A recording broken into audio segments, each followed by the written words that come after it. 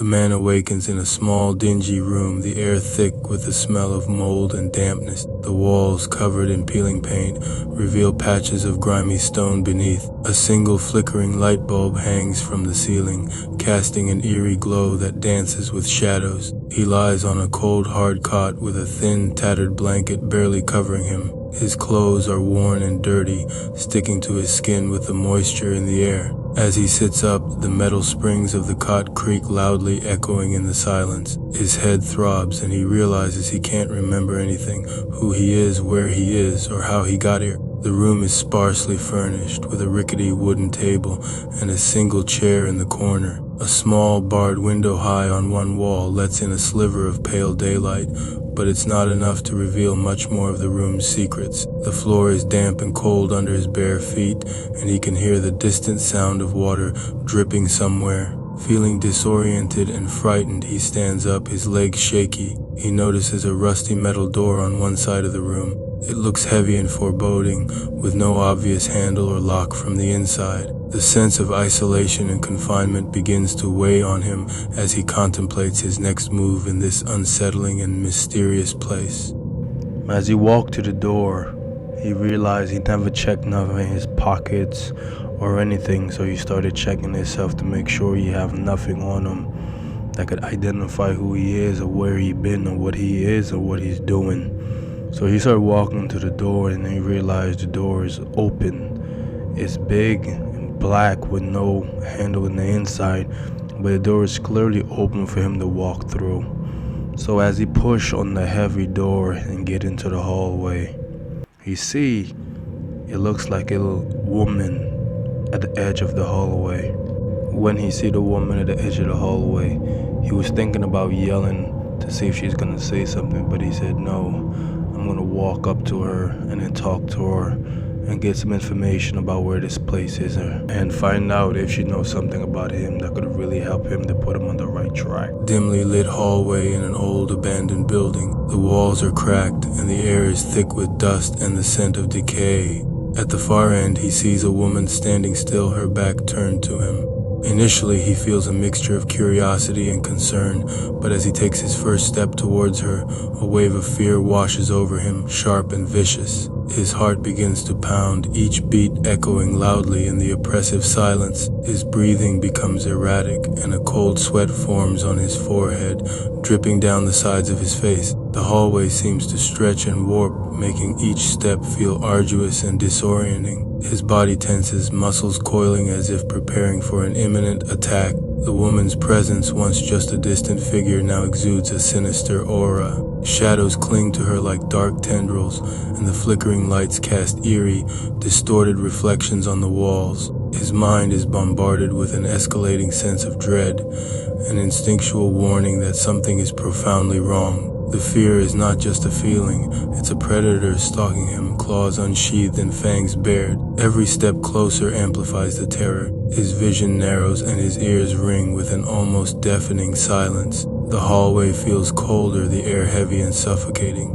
His skin prickles with goosebumps, and his hands shake uncontrollably. The woman's figure becomes clearer but more menacing, her posture rigid and unnatural. The fear morphs into something feral and uncontrollable, a vicious beast that gnaws at his sanity. His instincts scream at him to turn and run, but a macabre fascination compels him forward. The closer he gets, the more the fear becomes a living, breathing entity, wrapping around him like a constricting serpent. His mind races with irrational thoughts, and he feels on the verge of panic. By the time he is mere feet away, the fear is overwhelming, a tidal wave of malevolence that threatens to engulf him entirely. The woman's presence is a dark abyss, an unknowable terror that beckons him with a promise of madness. The hallway, once just a passage, has become a gauntlet of horror, and every fiber of his being quakes with the need to escape its grasp. As he approached, heart racing with trepidation, the figure he had seen, initially cloaked in mystery, seemed poised and dangerous, but as she turned, the tension shattered like glass. Before him stood an adorable little girl, perhaps 6 or 7 years old, with wide, sparkling eyes and a cascade of curly hair that framed her cherubic face. Her cheeks were flushed with the chill of the evening, and she wore a bright yellow raincoat that seemed to glow against the muted backdrop. In her tiny hands, she clutched a stuffed bunny, its ears frayed but beloved. The innocence radiating from her was palpable, and the air around them shifted from menacing to enchanting. He felt the weight of his previous thoughts of violence and fear, drop away like a heavy cloak.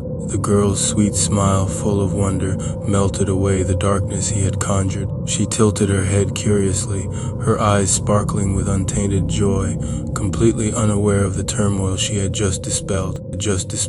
In that moment, the world felt lighter, and he realized how the presence of innocence can dissolve the heaviest of intentions, leaving only the purity of childhood in its wake. As he gazed at the little girl, her sweet smile illuminated the dim hallway, yet an unsettling whisper crept into the back of his mind. It was a voice, faint yet insistent, urging him to flee. His heart raced, pounding against his chest like a frantic drum. The warmth of her innocent presence felt surreal, as though it were a mask hiding something deeper, something dangerous lurking just beneath the surface. The hallway, once a mundane passage, now felt suffocating, the walls closing in as shadows danced menacingly. The voice grew louder, a primal instinct urging him to run, to escape the deceptive tranquility. Images flashed through his mind, dark corridors, unseen threats, the instinct to survive igniting a fire in his veins. He could almost feel the chill creeping along his spine, a warning that he was in the presence of something not quite right. Though the little girl stood there, her eyes twinkling with innocence, the juxtaposition of her sweetness against the gnawing dread within him created a dissonance that was impossible to ignore. He felt a surge of adrenaline, a primal urge to turn on his heels and sprint down the hallway, away from the uncanny sweetness that felt like a trap, a facade that could shatter at any moment. In that fleeting moment, he stood at the crossroads of fear and curiosity, caught between the innocence of childhood and the instinct to survive. He knew he had to choose, and the whisper of self-preservation was growing louder, urging him to run far and fast, away from the unsettling allure of the little girl in the yellow coat. "Mister, are you okay?" She broke the silence with her voice. He looked at her and he said, "Yeah, I'm okay," as he stuttered on his words. She said, "Are you sure?" He go, "Yeah, I'm okay. But I want to know, where is this place?" She said, "Oh, this place is a hotel." And he said, "Okay, where? And do you know where I am? Or who I am? Or anything about me?" She said, "No, but are you okay?" He go, "No, I don't know where or what is going on here." As the nagging feeling at the back of his head is telling him to run away from her, run very far. He looking at her and he's asking himself, why my heart beating? Why is this thing telling me to run? And she looked at him and go, "Mister, I know a safe place you could go." He go, "What? A safe place? But isn't this a safe place?" She said, "No. It's monsters all over this place." And he go, "Monsters? I don't see any." "Hey, mister, do you want to go to the safe place?" And she put her hand on her stomach. And he go, but this place is safe." She said, "No, mister, this place is very dangerous. The safe place I'm talking about will keep you safe forever." You go, "Really? What? Where's it at? Where's the safe place?" She looked at him with a cunning grin and said, "In my stomach." The look of confused on his face is evident. He like, what are you talking about, your stomach? What are you talking about, little girl?" Her laughter echoing like a soft chime, but the atmosphere was thick with an unsettling tension, and as the fluorescent lights flickered, a dark transformation began. Her delicate features contorted, twisting into a grotesque mask of horror. The man in front of her, initially drawn in by her innocent appearance, felt a chill run down his spine as her eyes ignited with a hellish red glow, burning with a predatory hunger. The bright yellow coat began to fray and darken, morphing into something sinister, as if the shadows themselves were consuming her. With a horrifying crack, her jaw unhinged, revealing an array of jagged fangs glistening with a dark, dripping saliva. The sound echoed like thunder in the narrow hallway, sending a wave of primal fear coursing through the man's veins. He stumbled back, his heart racing as she lunged forward with a speed that defied her small frame. Her limbs twisted and elongated, fingers morphing into wicked claws that seemed ready to shred flesh. The man's breath quickened, his pulse pounding in his ears as he realized the innocent girl he once saw had vanished, replaced by a nightmarish creature. As she growled a low, guttural sound that reverberated off the walls, he could see the madness in her red eyes, a hunger that promised violence. The flickering lights cast eerie shadows, creating a dance of terror around them, highlighting the fear etched on his face. He stumbled backward, desperately searching for an escape, his mind racing with thoughts of survival as the once innocent child became a harbinger of chaos, ready to unleash her monstrous wrath. In that moment, the hallway transformed into a claustrophobic trap, the air thick with dread, as he faced the horrifying reality that innocence can be a mask for something far more sinister.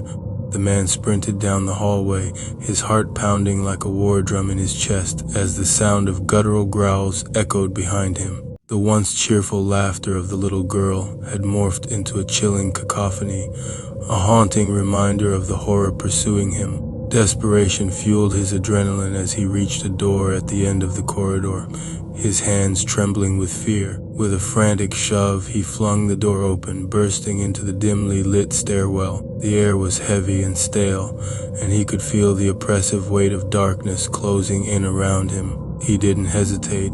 He plunged into the stairwell, his feet pounding against the cold concrete as he raced downward. But as he descended, the shadows seemed to stretch and twist, warping the very space around him. His foot caught the edge of a step, sending him tumbling forward, a violent rush of panic coursing through him as he fell. The world spun in a blur of darkness and light, the sound of his body crashing against the stairs echoing like thunder in the confined space. He hit the ground hard, gasping for breath, pain radiating through his limbs. Dazed and disoriented, he fought to regain his bearings as he scrambled to his feet. The growls grew louder, reverberating through the stairwell, a sinister promise that the monster was close behind. With every ounce of strength, he pushed himself forward, lungs burning, as he struggled to escape the terror that loomed just beyond the door. The weight of dread pressed down on him, the knowledge that he was being hunted, that the innocent girl he once saw was now a relentless predator. The stairwell felt like a never-ending abyss, a descent into the very heart of darkness, and he knew he had to escape before the nightmare consumed him whole. In the dimly lit corridor of an abandoned building, the air hung heavy with the scent of mildew and fear. Shadows clung to the walls like dark secrets, and the flickering fluorescent lights overhead cast an eerie glow, creating a staccato rhythm of light and darkness that seemed to pulse with ominous life of its own. The silence was deafening, broken only by the distant echo of footsteps, an unsettling sound that sent chills racing down the spine. From the far end of the hallway, a figure emerged, stumbling into view. At first glance, it appeared to be a man, a flicker of hope igniting within the protagonist's chest. "Run! Get out of here!" he shouted, desperation lacing his voice as he gestured frantically, urging the man to flee. Behind the figure, however, a sense of dread loomed larger than life, the unmistakable presence of something monstrous prowling in the shadows. As the man drew nearer, the protagonist's heart sank, the flicker of hope extinguished in an instant. The creature moving behind him was not just any monster. It was a grotesque zombie, its skin pale and mottled, eyes glazed over with a haunting emptiness. The once human figure stumbled forward, limbs moving with a jerky, unnatural rhythm, its mouth agape, revealing rows of decayed teeth that glistened with a sinister promise of violence. The corridor felt like a trap, the walls closing in as the horrifying truth sank in. "No, don't come any closer," the protagonist shouted, his voice wavering with fear. But the zombie, driven by an insatiable hunger, lunged forward with terrifying speed, a grotesque parody of life. The air thickened with the stench of decay as the creature barreled toward him, its ragged breath filling the space with an overwhelming wave of dread. The monster surged past the man, who had unwittingly become a vessel for horror. The reality of the situation crashed over the protagonist like a tidal wave. He was not witnessing a rescue, but rather a grim spectacle of death. The hallway, once a mundane passageway, had transformed into a battleground, and he stood at the precipice of terror. As the zombie barreled down the hallway, its outstretched arms beckoning him into the abyss, time seemed to stretch.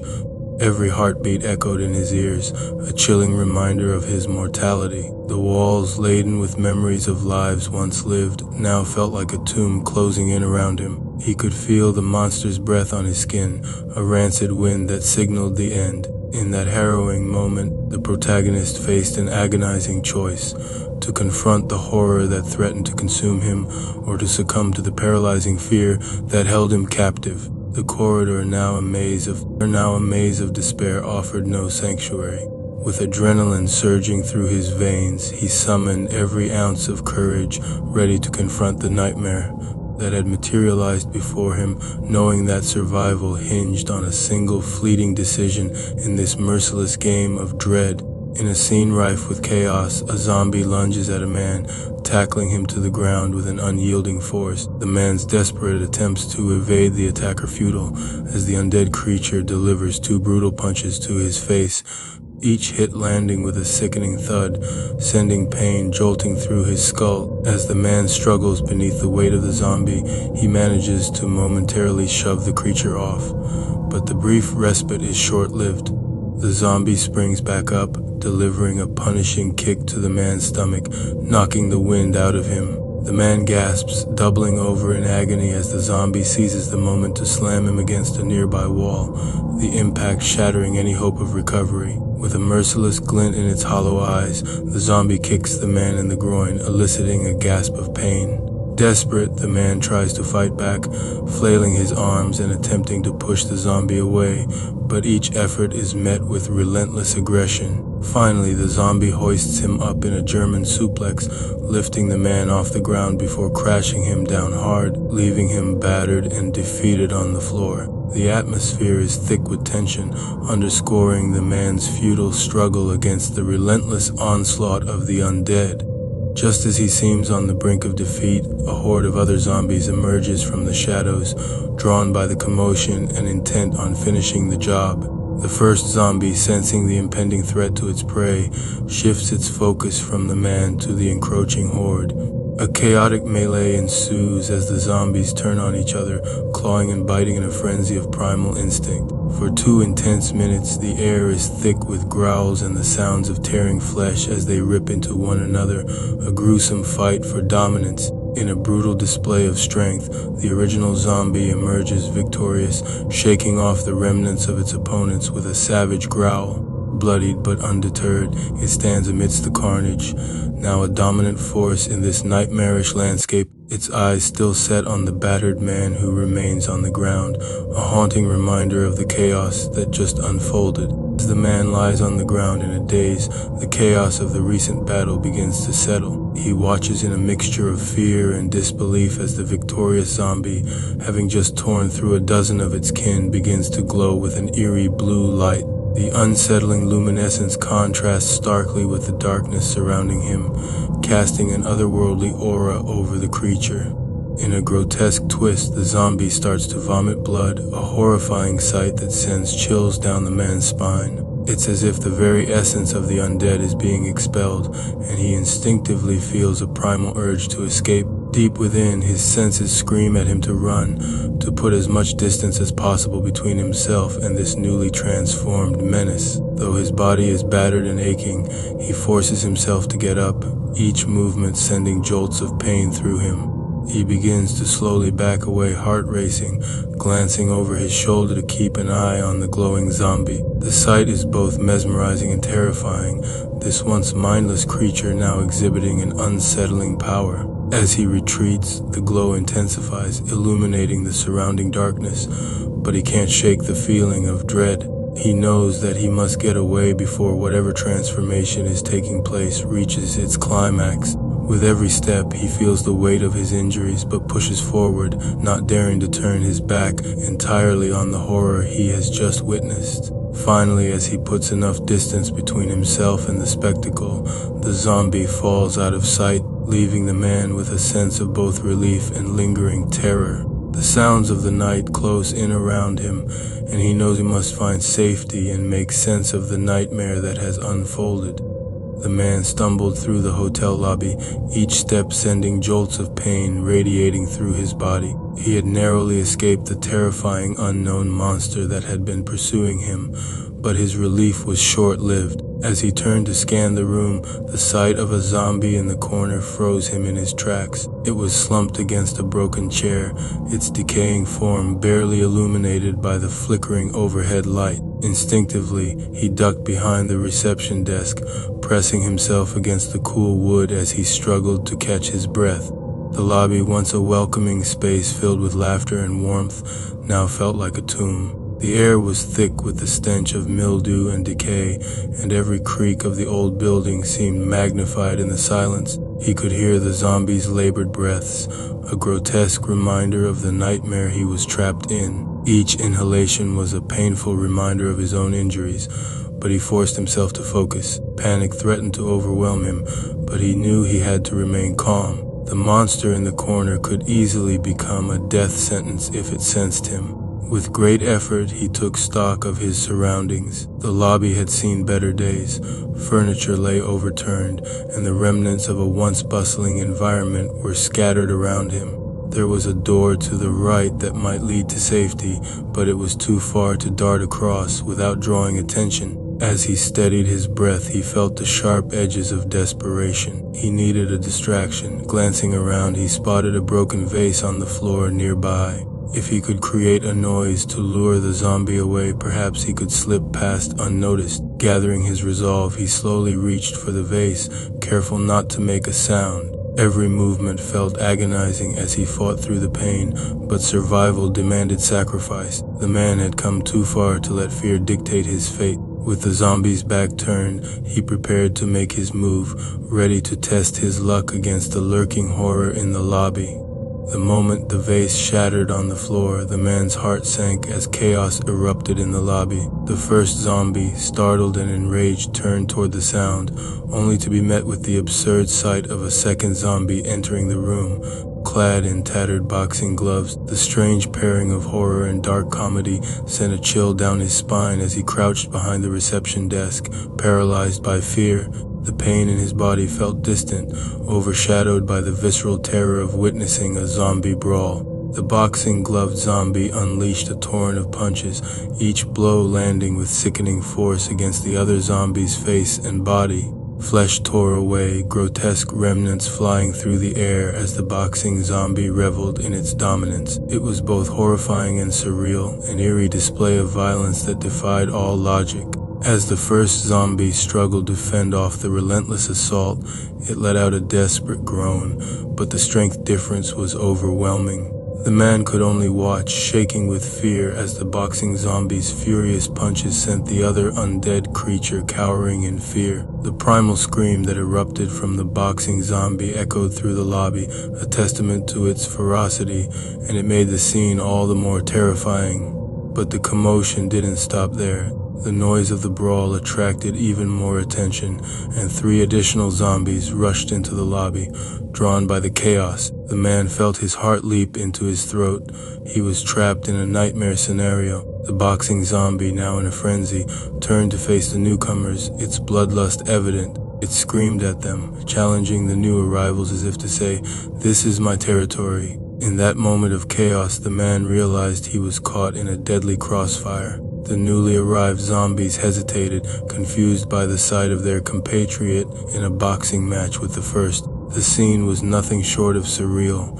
The man hidden behind the desk could hardly believe what he was witnessing. Yet amid the chaos, he sensed a flicker of opportunity. The boxing zombie was preoccupied with the others, its attention divided. If he was going to escape, it had to be now. The fear that gripped him was suffocating, but the instinct to survive battled against it. He took a deep breath, readying himself to make a move as the bizarre showdown unfolded before him. Would he find the courage to slip away while the zombies engaged in their grotesque conflict? The man's instincts screamed at him to stay hidden as the bizarre scene unfolded before his eyes. He watched, entranced and horrified, as the boxing-gloved zombie continued its relentless assault, dispatching the other 3 zombies in a brutal fashion. Each punch landed with a sickening thud, and flesh splattered across the lobby, painting a gruesome picture of dominance. But then something surreal occurred. The boxing gloves, once so prominent, seemed to dissolve into thin air, leaving the zombie bare-fisted. The man blinked in disbelief, unable to comprehend the sudden change. It was as if the gloves had never existed. The creature continued its savage work, tearing apart the fallen zombies with a raw, primal energy that sent shivers down his spine. As the last zombie fell to the floor, the man's breath hitched in his throat.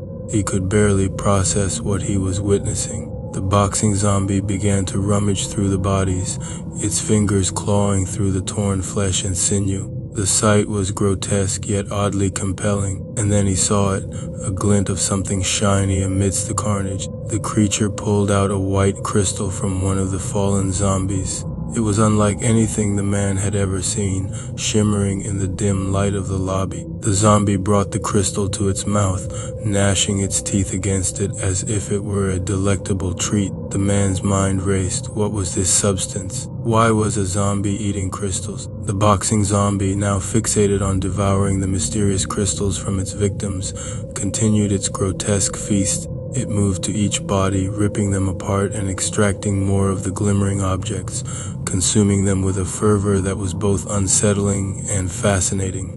The man felt a wave of nausea wash over him. He had no idea what these crystals were or why they seemed to hold such value to the undead creature. But one thing was clear, staying hidden was his only option. If he revealed himself now, he would surely die. He pressed himself further against the desk, holding his breath as the chaotic scene played out. The lobby had transformed into a surreal nightmare, and he was trapped in a world where the rules of survival had shifted dramatically.